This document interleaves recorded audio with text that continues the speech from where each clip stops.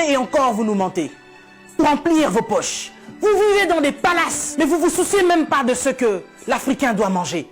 Oui, nous sommes en deuil. Et depuis des siècles, nous sommes en deuil. Parce que nous ne pouvons pas manger à notre faim. Parce que nous ne pouvons pas avoir de l'eau potable. Parce que nous ne pouvons pas avoir de l'électricité. Regardez à l'est de la RDC. Il y a un génocide qui perdure. Des gens meurent. Qui en parle? C'est sous silence.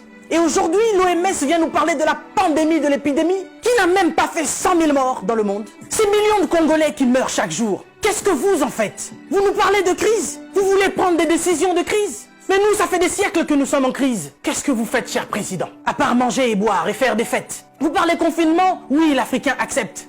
Mais nous sommes en confinement, nous, depuis des siècles. Les gens meurent tous les jours de la famine. Ça, ce n'est pas une épidémie, ce n'est pas une pandémie.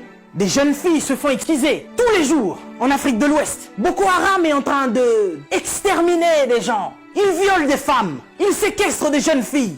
Boko Haram, qui leur vend des armes? Qui en parle? Et à cause du Covid-19, vous voulez faire paniquer les Africains qui vivent déjà en panique depuis des siècles. Quand nous voyons nos frères qui essayent de fuir leur continent et qui meurent dans les eaux de la mer, ça c'est un génocide qui perdure depuis des siècles.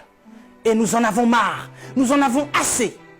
Nous voulons qu'il y ait un changement. Mais qu'est-ce qui vous manque à vous aujourd'hui? La Chine a pu construire un hôpital en 10 jours. Vous savez, ça fait depuis 72 ans, si je ne me trompe pas, que l'État d'Israël existe. Il y a quelque temps, Dubaï était un désert. Mais regardez aujourd'hui ce qu'ils ont fait. C'est parce qu'ils sont ensemble qu'ils ont pu construire ce qu'ils ont fait. Mais qu'est-ce qui vous manque, cher président africain, pour nous construire des hôpitaux décents? L'Angleterre a pu construire un hôpital en 2 semaines seulement pour faire face à cette crise sanitaire. Dieu est bon. Le Covid-19 est tellement impoli qu'il ne regarde même pas qui vous êtes.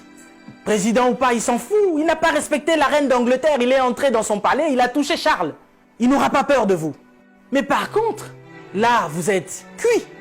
Puisque vous ne pouvez pas prendre vos avions pour venir vous faire soigner ici. Soit vous survivrez, soit vous mourrez. Africain, réveille-toi. Africain, lève-toi. Si Martin Luther King est mort, si Rosa Parks est mort, si Malcolm X est mort, si Mandela est mort, si Winnie Mandela est mort, nous sommes là pour porter encore plus haut l'étendard de l'Afrique. Et continuer à dire que tant que nous aurons le souffle de vie, nous allons continuer nos revendications. Si cette épidémie ne vous réajuste pas, ne vous enseigne pas, pire va encore arriver.